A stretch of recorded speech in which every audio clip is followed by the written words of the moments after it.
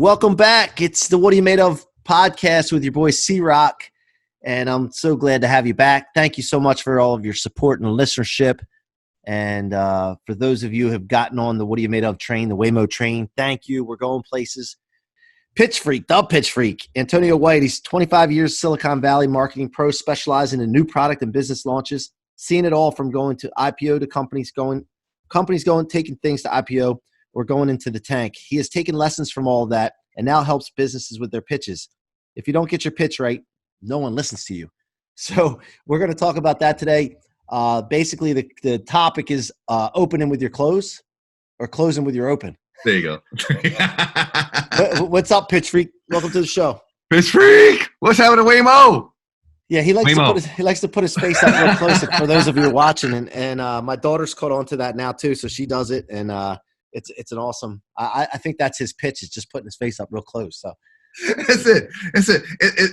It's called we're interrupting what's going on here, so that way it gets people's attention here. So just a simple thing like moving into the camera here gets people's attention. Yeah, it does. You know, this concept here behind what we're doing with the opening with your closing with your open is kind of funny. It's based upon a few principles. It's based upon some concepts from Bruce Lee in his book Jeet Kune Do. It's based upon some remarks from Steve Martin in doing his famous stand-up comedy routine. And it's based upon a big data analysis program from Daryl Eves, who is one of the biggest YouTube analysts on the planet. And actually an old mentor of mine, didn't become an official mentor, but a man by the name of David Ogilvy, who used to run the largest advertising agency on the planet, Ogilvy and Mather, which was some of the people that were in Mad Men kind of referenced him during that show. So that was, I remember that. Yeah. So let's go back to the structure of the show for a second here. I'm not going to let you take over here. I'm going to take care No of way. Hey, and I want to know, first of all, because we want to connect with the audience's hearts before we get into too much content. And then we're going to talk about the Pitchfreak movement. We're going to talk about what you do. But before we get into that, what are you made of, Antonio? Thanks for asking that. So you've inspired me with this whole concept of the what are you made of, and to shift gears on my end, I thought that things were going really well for a long time. And what I learned through this process of working with you and working with other folks is that I was way too comfortable for too long not meeting my potential. Seeing companies go great success and failure and helping people build their businesses and so on, I never really shared meaningfully in that rise for those various companies. I also didn't get hit when they fell either, but over time I realized I was just doing this kind of one-to-one type of consulting program, and I've been struggling for 7-8 years to figure out how can I scale this. And I was plotting away at different kinds of programs and ideas and not making much progress. And about 6-7 months ago, my wife Christina came into the room while I was working, and she just stopped cold and told me she was afraid of the future. And it just hit me like a ton of bricks.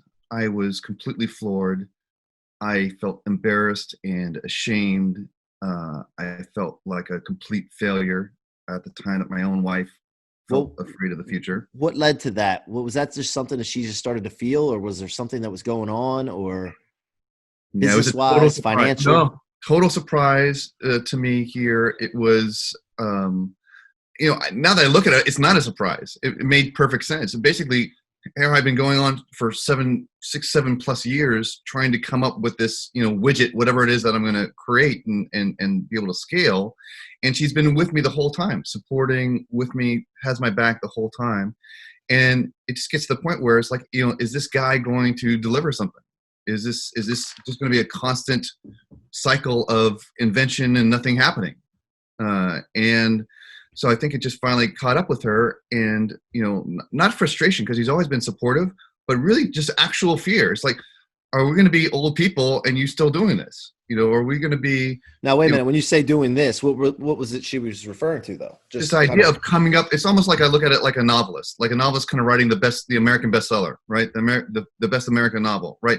But this novel doesn't take 3 months to do. It takes 30 years to do. How long do you know before you actually got that magic behind you that's going to help you break out, and scale and have the kind of life that you're looking for.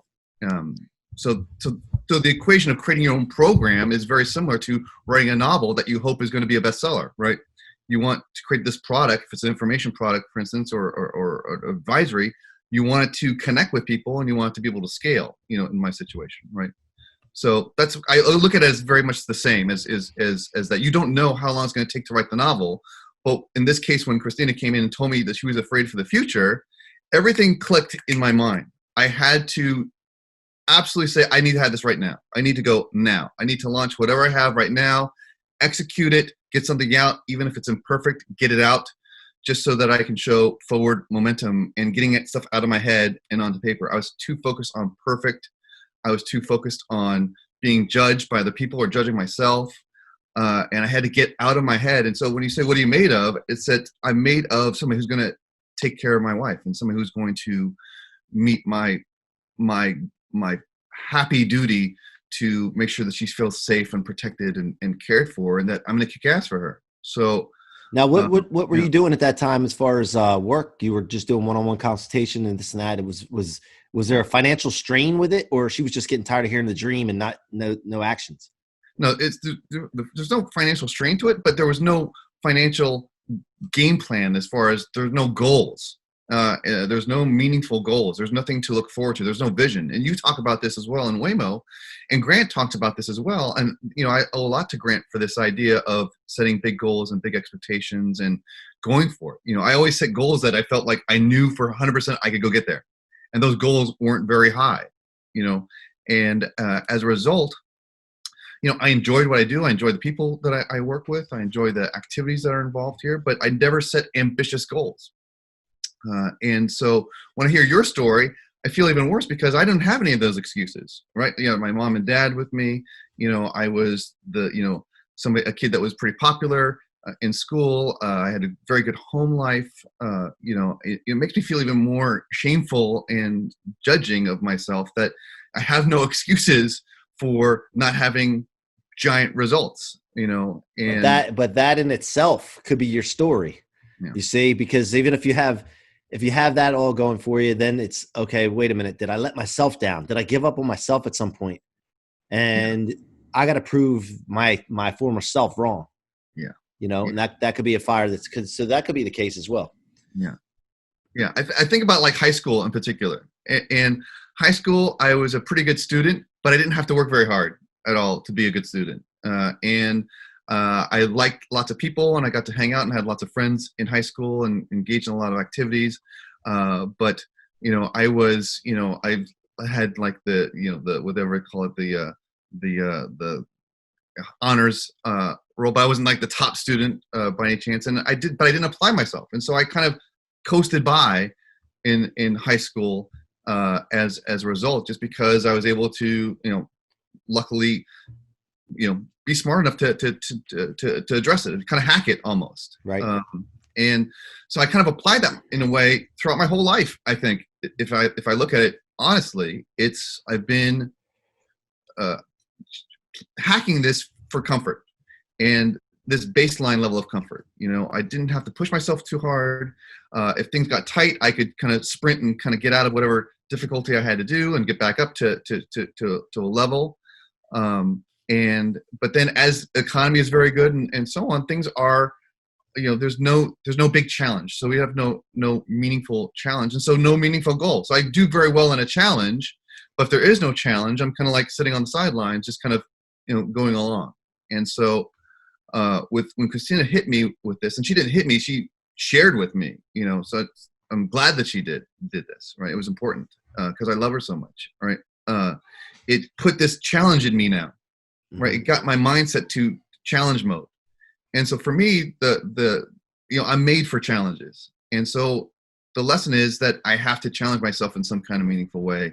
in order to do it. So what I'm made of is I'm made of dealing great in a crisis situation, but I don't want to have to always, you have to have a crisis situation in order to have an aspiration for something. Does that make sense? Yeah. Right. You want to have those, you want to have the crisis be the big goals that you have. That pressure comes from the big goals and want and hopes and dreams.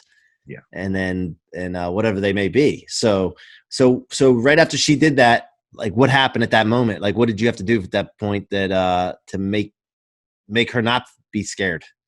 Well, we're the Pitchfreaks program is really building some great momentum, right? But there's nothing guaranteed, going across the board. Although we got a lot of excitement of what we're doing. What happened was immediately, though, I went into massive action, not knowing it was considered massive action like Grant talks about it. But I decided I needed a mentor. I'm 49 years old at the time, thinking that I have all this experience, and who's going to teach me because I know all these things. And in reality, because I didn't have goal sets and I didn't know about applying goals, and I didn't really know. I know mission. Here's the mission. You got to get from here to here. But as far as a goal that is completely self-assessed, I determine whatever this goal happens to be. I didn't have the structure to do it. So listening to Grant's program, the 10X program, this idea of setting impossible goals came to my mind, and then taking massive action for those. So I went into, the first thing that came up was listening to Grant Cardone 10X rule. Next thing that came up was Brian Rose from London Real. He had a business accelerator program. I joined that. And it's a mentors program. And then Daryl Eves from Channel Jumpstart has a program. It's another mentors program. I joined that. And then when Grant's program came around, his mentorship program, I jumped on that. So I was doing 3 mentorship programs simultaneously. And they're all, and what Grant's mentorship program, what some of these other ones are. There's no joke. You have to be all in on these programs. There's accountability in each of them. There's lessons. There's groups of people, and so on. So I just went all in on all these mentor programs. I had to open myself and say, I need a mentor. I need mentoring. I don't know it all, and kind of just release that, ego. That ego. Exactly right. Yeah, release it. You had to humble yourself. That's the perfect word. I had to humble myself, and I felt humbled. Right. I actually felt, as a matter of fact, as soon as I did it, I felt grateful. I felt relief, which is crazy in my mind. But as soon as I said, I need a mentor to help me, I need help, I had a sense of relief that I could let go of this knowingness and be open to the learning, which includes you, by the way. So thank you. I love our relationship. I really look forward to talking to you and working with you in the future as well. But what we as human beings, no matter what we're going through, whether it's a sickness, a health, addiction, finances, goal setting, whatever it is, we have to set ourselves down sometimes and say, hey, listen, you talk to yourself, right? This is what are you made of movement's all about. It's got quotes because I talk to myself. What are you made of? But you have to kind of say to yourself, like, listen, hey, dummy, you're not as smart as you think you are. I say that all the time. Now, I believe in talking to yourself and building yourself up, but sometimes you just got to set yourself straight. Hey, man, you're not as smart as you think you are. Learn from other people, take what they have, and then they'll learn from you, and it'll be a two-way street. But listen, absorb. So I think when I was 40, right when I turned 40 years old, I started to realize, hey, man, you're a little too big for your britches. You're a little too cocky. You need to figure it out and understand that you need to become a sponge and learn. And so it's like kind of like being born again in a way where you just go back to because actually, Antonio, when I was in school, things came easy for me too. I didn't have to try hard. I dropped out of college. I got bored. I was disengaged. And so there's probably opportunities that I missed at those times to learn some things, but also you have to be ready to absorb, right? Yeah. So, sometimes you got to cook in the oven a little bit and work to those stages at 40 some years old to figure this out. But anybody that's listening to this, make sure you know that you can be a student until you die.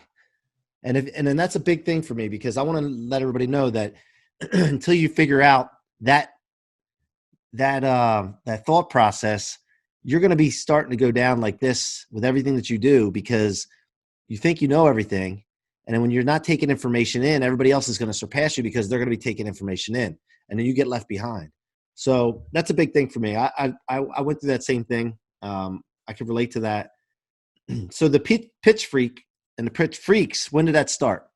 So Pitchfreaks really started in earnest about four months ago, and about 3 weeks before GrowthCon 4, it really started ramping up. And Pitchfreaks was a complete accident, or happy accident, I should say. And the reason why it's a happy accident is because I had an idea for a different program. And the short version of it, it was a very technical pitch-focused program for venture companies that I had a lot of experience with. And so I went and did a test on it and presented it to a group. Actually, my friends at the London Real Group were kind enough to participate in the test for that. And in the test, the program itself, people said they received value, but when it came time to sell the program, there was like crickets. It's like nothing's going on, you know. And I was only doing even just a $97 program. It was like, this is like, I thought this was like a multi-$1,000 program, and you know, people would be eating it up at $97, and it's like nothing was going on. It was literally crickets, and I was grateful. As a matter of fact, the only person who bought the program was my wife Christina, just to test to make sure that the setup thing worked. Right. She's still expecting that program, by the way. You know, I guess I have to get that there. So what happened was I was so embarrassed and really furious with myself that I did not get it, because I was almost certain that was going to deliver. Wasn't certain, but I felt really good about it. And I said, okay, well, this is it. I'm on a mission. I've got to solve this problem. So I scrapped everything that I was working on, all my client projects, everything that I was engaged with, and just took 24 hours, 48 hours, and went just to basics. And the basics came up with this 3-step perfect pitch process for Pitchfreaks. And the Pitchfreaks name itself actually was entered my head years before, but I only registered it last year because Grant talked about this idea on one of his shows. I forgot what it was, Power Players or Young Hustlers. About, you know, basically, don't be ordinary at something, be a freak. You know, you don't want ordinary people who are doing something. You gotta be a freak, gotta be a super freak. And so it's always kind of been in the back of my head here, kind of what this Pitch Freak is about. And so, you know, I always struggled. Am I a marketing guy? Am I a branding guy? Am I a presentation guy? Am I a launch guy? Am I some business guy? What am I? And really, when it came down to it, the thing that I love to do the most is pitching, helping people with their pitch. Now, what's your definition of pitch? So the listeners understand, not just like you're pitching something on me, but it can be that, but I think it goes deeper. Yeah. So pitching, the way that I'm defining pitching now is the introduction to your sales process. So any customer facing communication, whether it's on your website, if it's over the phone, if it's on video, all those things are anything that you're presenting to your customer. The very beginning part of that is the introduction or the pitch. So I classify it as the first 10 seconds of your sales process, or the first 30 words in the printed version of your sales communication to your customers. So within that framework, basically, there's 10 seconds to make this impression, to get your pitch across. And the whole purpose of the pitch is not to close the deal. The whole purpose of your pitch is actually to open people up to the possibility of working together. And so through these various programs that I've kind of jumbled together to create this framework, ultimately what's happening is that people are able to relax as you're presenting an idea of how you might be able to work together with them. And so the old approach is that you're going to go in for a close immediately. You want to go right into for a close as quickly as humanly possible. And the philosophy that, and as a result, what happens when you are trying to close somebody is that shields go up automatically, right? Anytime, even if I want your product, all right, and I tell you, hey, C-Roc, I want your product. You know, I need your product. I'm desperate for your product. As soon as you say, okay, well, let me sell you on our product, right? Shields go up immediately, right? Not with you specifically, but if I don't know somebody, the idea is that, you know, you have doubts. All of a sudden, I just told this person I need the product. Are they going to take advantage of me? Or am I going to get the best deal? Are they going to take good care of me? You know, all these various things as a result of having doubts or concerns, because which aren't personal. These are from past experiences. Right, right? exactly, right. But we all get them, right? It's like, Mm-hmm. you know, you want this car. You go to the dealer and say, I want that car. And then all of a sudden you say, okay, now I have to negotiate. I have to haggle. I have to do all these various things. You know, are they going to take good care of me? Am I getting the best price? So what ends up happening is if you don't approach the introduction or the opening in the right way, you end up having to overcome these objections that could be addressed much easier if you open the right way. And so the quick version of the YouTube study, it was they did analysis of millions of websites and people's interactions with those websites. And they basically found essentially that 20% of the people, after they click on a thumbnail on YouTube, leave the video. They abandon the video in 10 seconds or less. Some as soon as 2.5 seconds. And not to cut you off there, but also what happens when you go networking with people and then somebody comes up and you get right up in their face and start running at the mouth and you have bad breath and you don't have your pitch tight, right? That's right. That's right. And the whole idea, we talk about getting folks get their pitch right. You know, Grant talks about getting your money right. Right. I talk about getting your pitch right. You know, and if you can't get your pitch right, you can't get your money right, because ultimately the short version of the story is you have to be the one to close yourself on your pitch. And I had to close myself on my pitch. And once I was able to do that with this Pitchfreaks approach, everything has blown up as a result of that. The attention that I've been receiving is incredible. The connections and the not just connection, but deep connections with folks like you has been hugely, just fills me with joy and gratitude. And you talk about that a lot with your team here. The level of gratitude is just incredible. So I'm taking my own medicine and it's working. And it's bringing more people to the fold to help and to volunteer and to contribute and to buy products and engage. So the key thing here is this: you want to basically focus on value from the prospect's perspective. Number one, that's the basic line tenet. So you have to offer value to somebody to be able to earn the right to be able to introduce them to your product. And then you have to incorporate emotion into that so that they know that you're sincere in connecting with them, that they can relate with you. And then you just communicate to them in a natural way if they'd like to learn more about whatever it is you have to offer. And you figure out how you want to present that to them. So when you do it like that, it's conversational, it's honest, it's focused on service and integrity.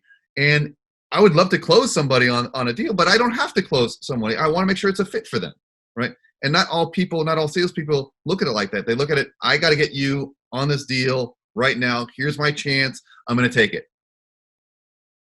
Yep. And so you have been doing this for 25 some years, branding, marketing, this and that, but you weren't practicing it yourself. Exactly right. Because I didn't have the framework. I did not have the framework together. So it took my wife to put a serious fire of urgency under me, right? Because I love her. I want to feel protected and safe, right? Mm-hmm. So that's my number one job, and happy. Feel grateful that I have that opportunity. And then these programs started kind of coming together, and I started kind of piecing them together. And then I started using my program to pitch. How do I pitch myself, right? And there's so many marketing people out there. There's tons of marketing gurus, tons of advertising gurus, tons of sales gurus, and so on. So, but there's no pitch guy out there. So if I'm so good at what I do, I should be able to do something for myself that helps me stand out from everybody else. And fortunately, through these circumstances, I've been able to do that with Pitchfreaks. And so it's really about building a community of people. What I did is I got rid of the ego and that I know it all. And I said, it's not Antonio White, it's all of us. If you want to be a pitch freak, you can be a pitch freak too. You know, Donna made these pitch freak things for us, the wristbands for us, and just gave them to me as a gift, right? So the beautiful thing about this is that by getting out of my head, dropping the ego, being humble, to open to learn, it's been one of the things that have attracted the most people to what we're doing, here. So we're building a community around people who are just passionate about working on their sales pitch and being service to folks. And it's blown up from there. Yeah, and I think this is part of the reason that when you got into the London Real Group and all that, and people said, "Oh, it sounds great," and this and that, and then nobody, is because that I believe, and this is just my opinion, right? Opinions are like assholes, but I think it's because you maybe weren't sold on it all the way, but you also weren't practicing what you preach, so to speak. Totally right. You know, right. And I talk about this all the time. Like I have people watching me. So I know this in my mind that I got people watching me. So I have to perform and do what I tell people to do, or they're going to say, hey, you're a fraud. Yeah. Not calling you a fraud by any means. We all have gone through this. No, I hear you. No, sometimes I feel like that as well. It's happened to me too. Yeah, you got to really live it and be obsessed with it. So one of the things that I do is anything that I'm telling people, I always reassess. Am I doing it? Am I obsessed with what I'm telling people to do? Yeah. Because if I'm not, then I'm not going to come off genuinely. It's not going to be effective. Yeah. And so I think that's the shift that you've had. And now you're seeing success with it. And I also want to talk about pitch. Some people think pitch is like, it's like a company pitching a product, a big company. Right. It could be as on a small scale, similar to someone like going to ask a girl out. Exactly right. Exactly. The way I look at it, it's everything that's good in your life is a result of a pitch. It's either a pitch that you've made or somebody's made with you, or a pitch that somebody has acted upon on your behalf, right? So you being born is a result of a pitch that your mom and your dad. Let's not go there. It might gross me out, man. We're not going to go there. We're not going to go there, right? The result of having Tiny is a result of a pitch that you made to your lady, right? Yep. I mean, right? So that's the pitch. That's probably the best pitch you ever made in your whole life is that one right there. Yep. So in my mind, this idea is if you are sold on, what are you pitching yourself? And so when I think about goals, you have to be sold on the goal. And so there's only two reasons why people don't buy. And it includes buying themselves, right? It's they don't have enough money, which doesn't apply, right? Or they're not sold on the pitch. They don't see the value. They don't see the value in the pitch, right? And so your job is, if you're not sold, go back to figure out what the value is. How do I extract value from what I'm trying to do? And so that's critical here. So you're right. Everything is a pitch in that regard. But the key thing here is you could say everything is a sale. But in reality, you have to pitch an idea first before you can get somebody to be open to buy it. And so if you don't open up the possibility for a sale, then you're not going to get a chance very often in a scientific way, up to 20% of the time, you're not going to get a chance to get to the close if you don't open correctly. And right. So when you're on the phone, when you're with your team, when you've got your sales calls here, you could say, look, guys, how can we increase sales 20%, over the next 30 days? Let's work on our open. What's our opening look like? Is our opening closing people off, right? Because it's too in their face, or it's not taking advantage of the opportunity.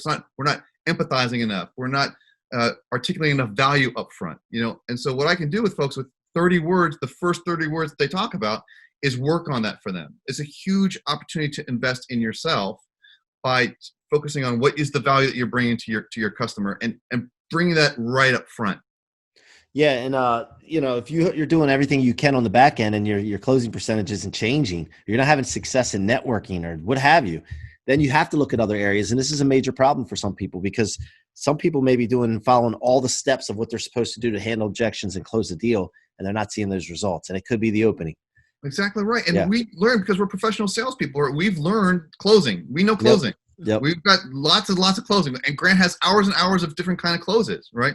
And so, but they're not hours and hours of different kinds of opens, right? And so that's what we're focusing on with Pitchfreaks here, is making this a science and getting the word out about this approach here, where this is a new way to start looking at your sales process to make sure that you're doing everything you possibly can to open up the customer, to the prospect, to think about you in a positive way, to engage with them, so that you can take them through the process in a natural way that's relaxing.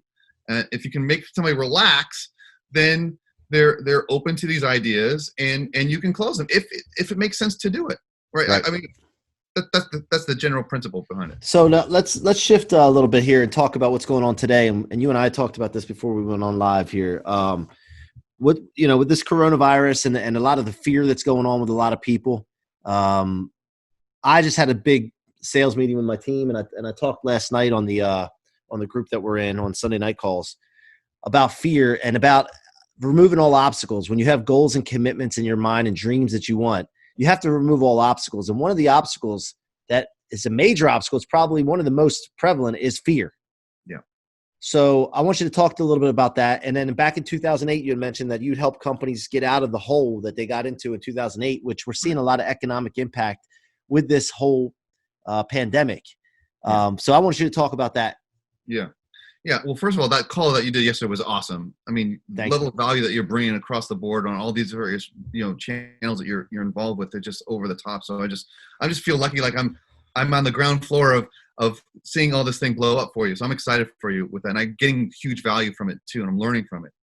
So thank you for that. The, with the approach here on what goes on in a crisis, the focus is, what's the first thing you do? How do you eat an elephant?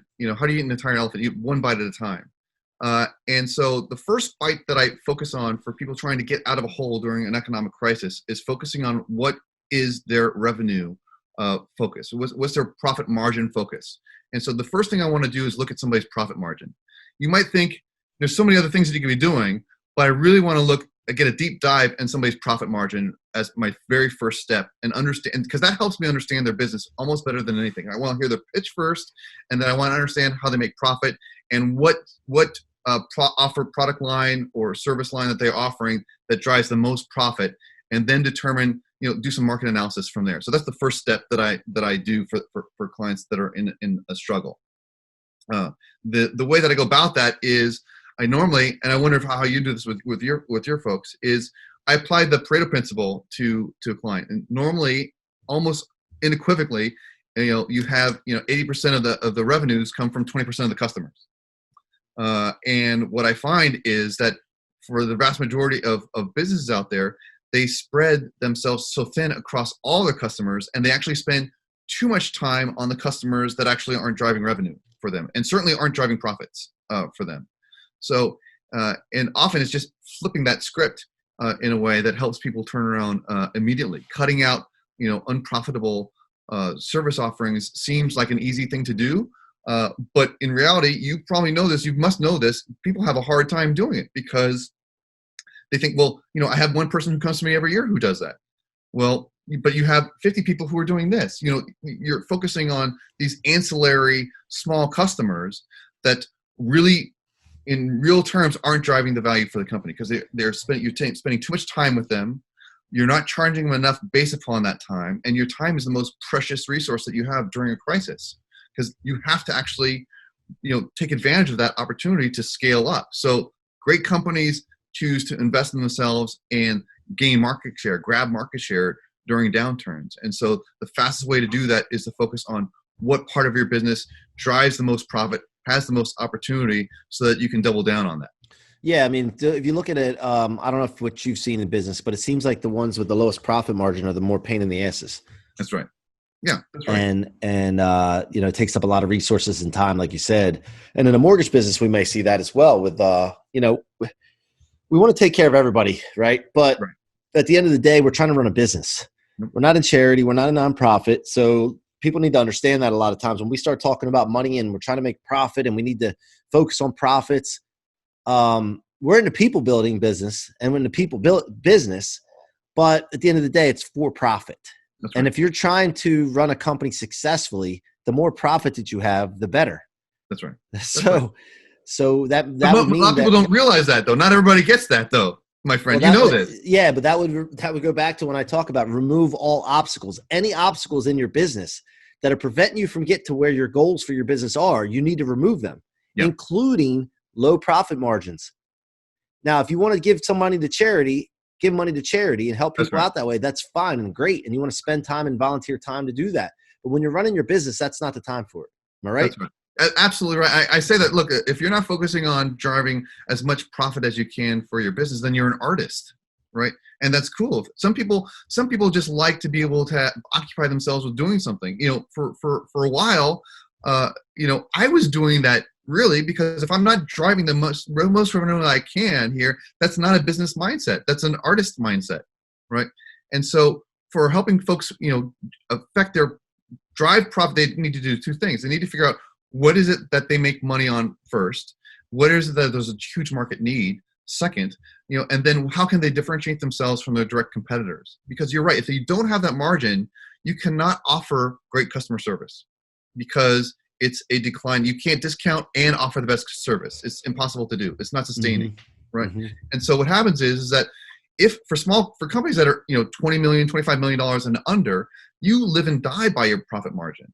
right? If you don't have the profit margin, you can't absorb any negative impact from the market, from customers who, projects that go sideways, from difficult customers. You can't absorb any of that, that negative impact, right? If you have profit margin, then not only can you absorb any negative difficulties during the course of a project, but you can also offer extra value to the customer. You can put an extra person on the case. You can offer more face-to-face conversations. You can go take people out to lunch more. You can go on site visits with your customers more. You can spend time purchasing reports, high-end analysis reports, and think about that. You put yourself in the mind of the customers more because they're allowing you the opportunity to do that. And this is where the value comes into play. People who are moving and growing understand a great understanding of value. You bring me huge value. So if you're going to charge me something here, I know I'm going to get value out of that. I want to grow too, so I'm along with you. You tell me how much it costs, I'm on. Because I understand the value that you're bringing. I understand not only just the raw value, but the untapped value, because you over-deliver on everything, like you do. And you do. So the idea here is that people that are growing, that need that help, they want a full service. They want more direct, meaningful connection with you, and they're willing to pay for that. And that's a mindset. The mindset here is, because I started off doing branding and logo and graphic design way back in the day when I was a little baby business guy doing graphic design. And graphic designers are artists that happen to get paid for what they're doing. So you still have an artist mindset where, you can't charge too much. You question the value of what you're doing. Other people do design too, so I have to be competitive and can't charge too much. But the whole concept has shifted dramatically over the past 25 years when I help make people millions of dollars a year. I help launch companies from zero to going IPO. I'm part of those teams that help to do that. People can turn around companies within half an hour of talking with me. So the value is giant for on the customer side. And now I'm just only starting within the last year, pricing myself accordingly so that I can provide the most possible value to people. Right. Here's an example in the mortgage business. There's big banks that were doing very low, actually losing money on doing mortgages on the origination side of things to get them into their portfolio for servicing, and thought that the people rates were going to go up and they were going to be able to hold these portfolios and make the money on the back end servicing the loans. But guess what happens when the rates drop? Get a big refi boom, and all their servicing portfolio starts to disappear because they're refinancing. Here they lost money on the front end, betting on the back end, and they were skimming and trying to take all the business from people that weren't doing that. And their service obviously suffered in the first place from it. But secondly, they lost money on the back end as well. So you have to look at things and say, if I'm going to give up that margin on the front end, for example, like in originations of loans, is it worth it for me in this risk to try to make it on this back and bet against the market when nobody knows what's going to happen with interest rates?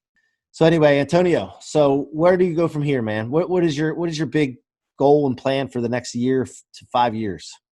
Doing what you just did, you're providing huge value through education to people, to help them know what's available to them, to help them with their finances, to help them with their work. I want to do the same thing with Pitchfreaks here. I want to help people get their foundational pitch together. There's over 36 different kinds of pitches that you really need to be able to have some expertise in and to craft in order to build a meaningful business, one that has a lot of fans. The difference between my businesses before and now is I've got fans that are coming after me all the time that want to work together, and I love it. It's fulfilling. So we want to build and continue to grow the Pitchfreaks movement. We want to go global with Pitchfreaks movement, which is exciting. We have an event coming up in September, the 15th, 16th, and 17th in San Francisco. I know it's very people are concerned about that with the coronavirus and what have you here, but we think that window is far enough down the road. It was already decided before we actually had the virus issues here. So we're excited about building that movement here. We want to take this show on the road and help people with their pitches. So growing the community is really key.